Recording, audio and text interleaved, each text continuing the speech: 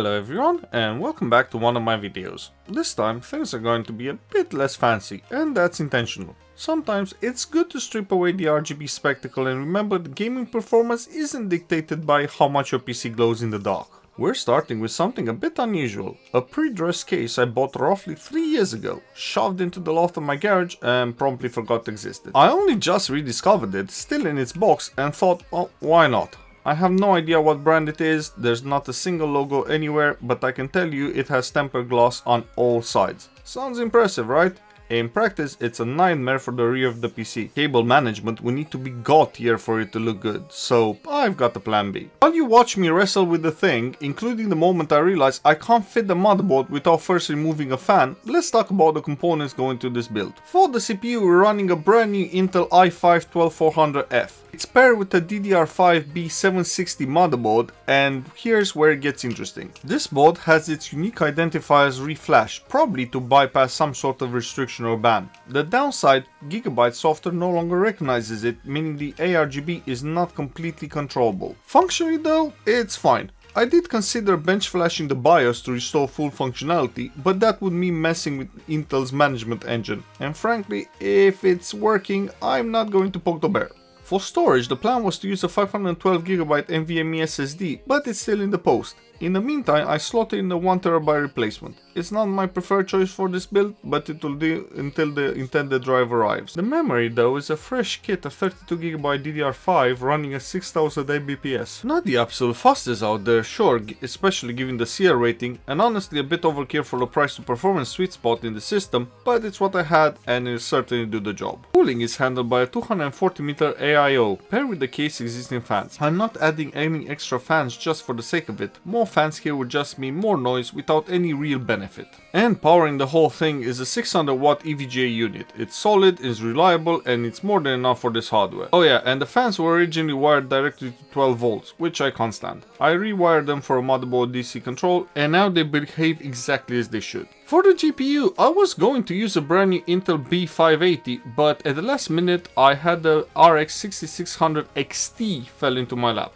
I couldn't say no. It's technically ray tracing capable, but a first gen AMD RT card, so you won't be maxing out any Ultra RT settings just yet. Rasterization performance though, it is excellent. It comfortably beats an RTX 3060 and trays blow with an RTX 4060 in my testing. The build ended up far more capable than I initially expected. And while I'm still fiddling with this, I should mention that for testing I decided to go with 1080p. I suspect most people pairing this kind of build with a monitor will be running at that resolution, even though I usually test at 1440p. I also ended up recording all of the benchmarks internally, which does have a measurable impact on performance, something worth keeping in mind as we go through the results.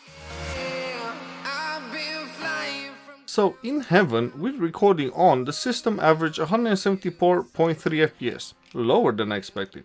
I reran the test without recording and the FPS jumped by 20. This is a good reminder that on this mid-range GPU, the performance hit from recording is proportionally much greater than on high-end cards.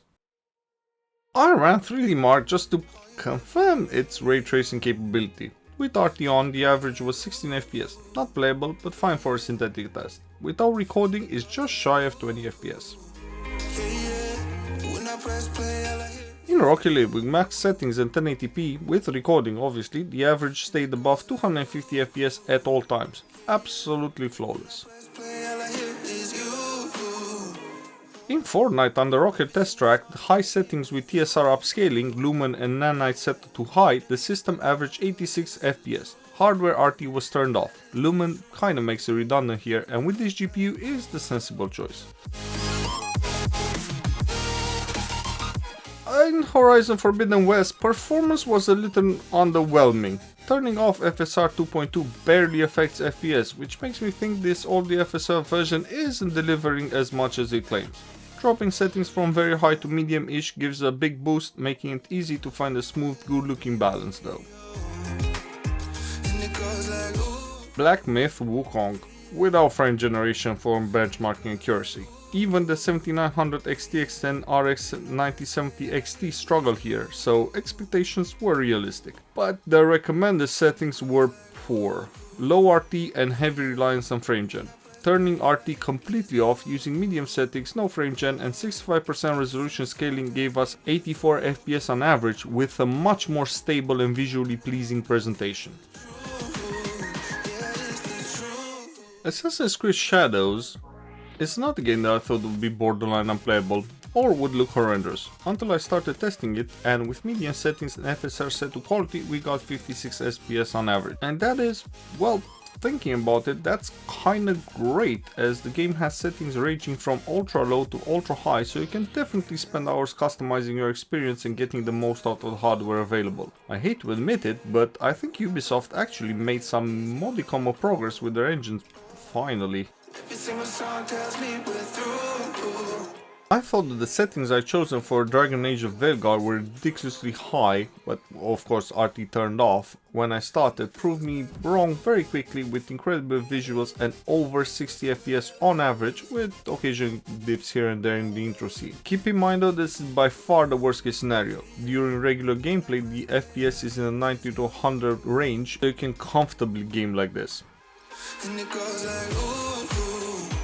Indiana Jones is a new title in my benchmark roster, so I'm not fully familiar with how it runs, although I do know it is very ray tracing heavy to the point where you must have a ray tracing capable card or it just won't run, so that means that RT simply can't be turned off. After a bit of time tweaking settings, and for this obviously with frame generation off, you can actually see all the important details on the right hand side. I got a great result in the intro scene with 61 FPS on average. The scripted scenes look a bit funny, for some reason some of the settings get changed on the fly, but I think it looks much better and is a hell of a lot better than I could ever have hoped for, to the point where I would actually say maybe just act like a normal gamer, turn frame gen on and enjoy the ride.